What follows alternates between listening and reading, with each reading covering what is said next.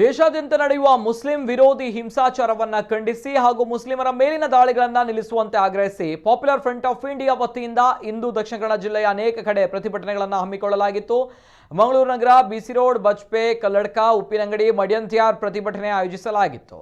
ಮಂಗಳೂರಿನ ಪ್ರತಿಭಟನೆ ನಗರದ ಮಿನಿ ವಿಧಾನಸೌಧದ ಮುಂದೆ ನಡೆಯಿತು. ಪ್ರತಿಭಟನೆಯನ್ನ ಉದ್ದೇಶಿಸಿ ಮಾತನಾಡಿದ ಪಿಎಫ್ಐ ದಕ್ಷಿಣ ಕನ್ನಡ ಜಿಲ್ಲಾಧ್ಯಕ್ಷ ಐಜಾಜ್ ಅಹಮದ್, ಭಾವನಾತ್ಮಕ ವಿಷಯವನ್ನ ಕೆದಕುವ ಮೂಲಕ ಸಮಾಜದಲ್ಲಿ ಅರಾಜಕತೆ ಸೃಷ್ಟಿಸಲಾಗ್ತಾ ಇದೆ.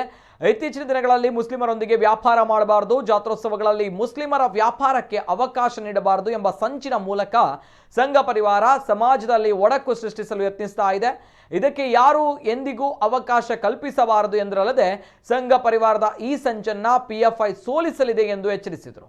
ಪ್ರತಿಭಟನೆಯಲ್ಲಿ ಪಿಎಫ್ಐ ದಕ್ಷಿಣ ಕನ್ನಡ ಜಿಲ್ಲಾ ಸಮಿತಿ ಸದಸ್ಯ ಹನೀಫ್ ಕಾಟಿಪಳ್ಳ, ನಗರಾಧ್ಯಕ್ಷ ಖಾದರ್ ಕುಳಾಯ್, ಕಾರ್ಪೊರೇಟರ್ ಮುನಿಬ್ ಬೆಂಗ್ರೆ, ಇನ್ನು ಜಾಹಿದ್ ಮಲಾರ್, ಶಾಹಿದ್ ಕಿನ್ಯಾ, ಜೈನುರುದ್ದೀನ್ ಹರೇಕಳ ಮತ್ತಿತರರು ಪಾಲ್ಗೊಂಡಿದ್ದರು.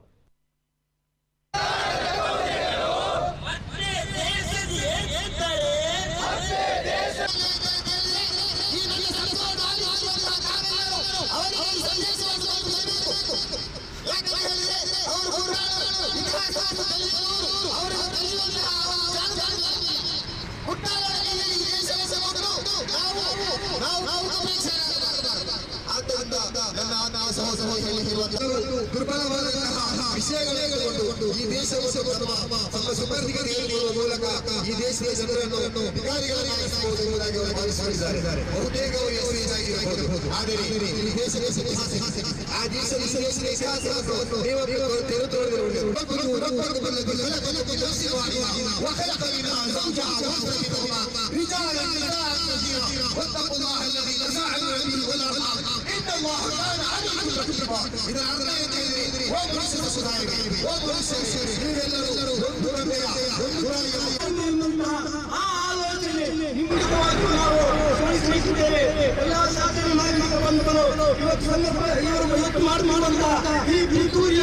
ನಾವು ಸೋಲಿಸಬೇಕಾಗಿದೆ.